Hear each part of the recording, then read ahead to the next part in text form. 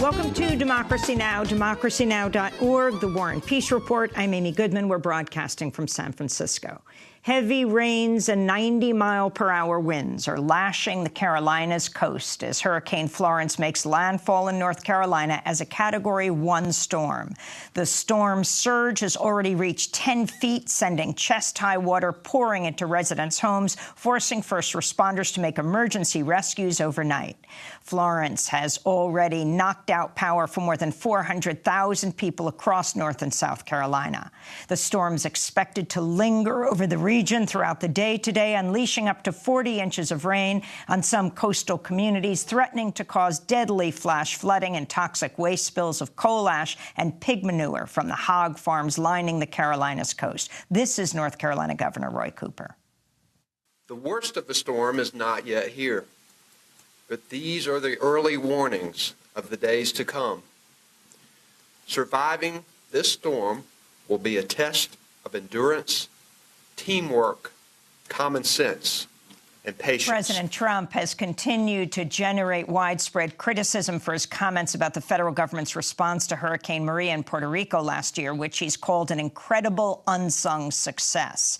He's now falsely claiming 3,000 people did not die in the wake of the devastating storm. On Thursday, Trump tweeted, 3,000 people did not die in the two hurricanes that hit Puerto Rico. When I left the island after the storm had hit, they had anywhere from 6 to 18 deaths. As time went by, it did not go up by much. Then, a long time later, they started to report really large numbers like 3,000. He went on to tweet, this was done by the Democrats in order to make me look as bad as possible when I was successfully raising billions of dollars to help rebuild Puerto Rico. If a person died for any reason like old age, just add them onto the list. Bad politics. I love Puerto Rico, Trump tweeted. Puerto Rico's governor formally updated the death toll from the storm to 2,975 people after multiple news outlets and universities demonstrated thousands of people died during the days and weeks after Maria. A Harvard study estimates the death toll might be as high as 4,645 people. On Thursday, San Juan Mayor Carmen Yulín Cruz tweeted, this is what denial following neglect looks like. Mr. Prez, in the real world, people died on your watch. Your lack of respect is appalling, the San Juan mayor tweeted.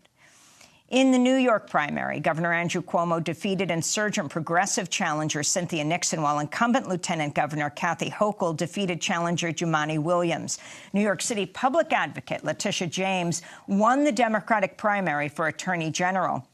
If she wins in November, James will become the first black woman elected to a statewide position in New York. Lawyer Alessandra Biaggi defeated New York State Senator Jeffrey Klein, who led the now-defunct Independent Democratic Conference, a group of Democratic state senators who align themselves with Republicans. And community organizer and Democratic Socialist candidate Julia Salazar won her New York State Senate primary in Brooklyn, unseating 16-year incumbent Martin Dillon. 27-year-old Salazar ran on a platform of affordable housing for all, while her opponent has received more money from real estate developers than nearly any other New York State Senate Democrat.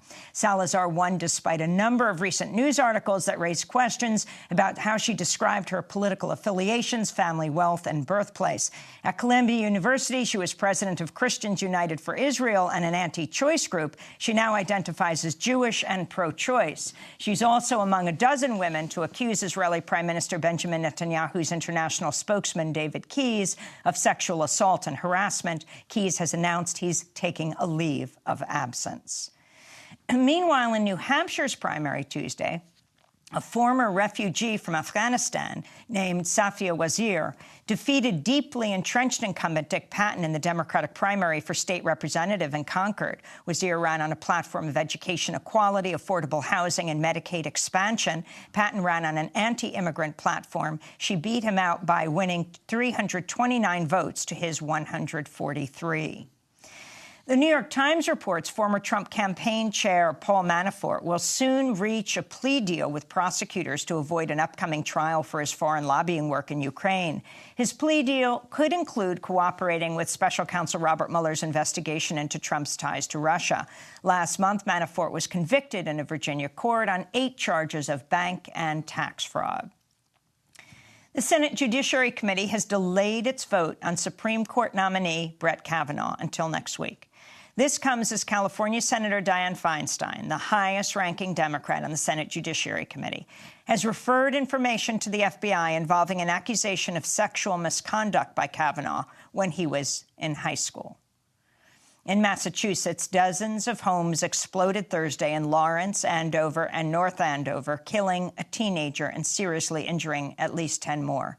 The fiery explosions forced residents of the three towns north of Boston to flee for their lives. The Andover fire chief said the scene looked like Armageddon. Officials say it's not exactly clear what caused the explosions, but that it could have been caused by an overpressured gas line. Columbia Gas was upgrading the gas lines in the three towns when the dozens of homes suddenly went up in flames. In Argentina, thousands of teachers and students walked out of classes Thursday to protest Argentine President Mauricio Macri's crippling austerity policies. This is one of the teachers, Sergio Stap. A government that is taking away the opportunity of not just education, but also health, allocating a large part of the budget to security. We see this as a step back. And a new lawsuit accuses Michigan State University officials of intentionally covering up a 1992 rape committed by Dr. Larry Nassar, who has now been convicted of sexually abusing hundreds of women and girls. The lawsuit alleges Dr. Nassar, who was also the USA Gymnastics team doctor, drugged and raped a 17-year-old field hockey player, Erica Davis, at Michigan State University and videotaped the rape. The suit says Michigan State University then stripped Davis of her scholarship after she reported the rape to police and forced Davis's coach, whom she told about the rape, to resign and sign a non-disclosure agreement. The suit argues, quote, Michigan State University could have prevented hundreds of young girls and women from being sexually assaulted by defendant Nassar had they only acted appropriately, decently, and lawfully in 1992. And those are some of the headlines. This is Democracy Now!, democracynow.org, The War and Peace Report. I'm Amy Goodman. We're brought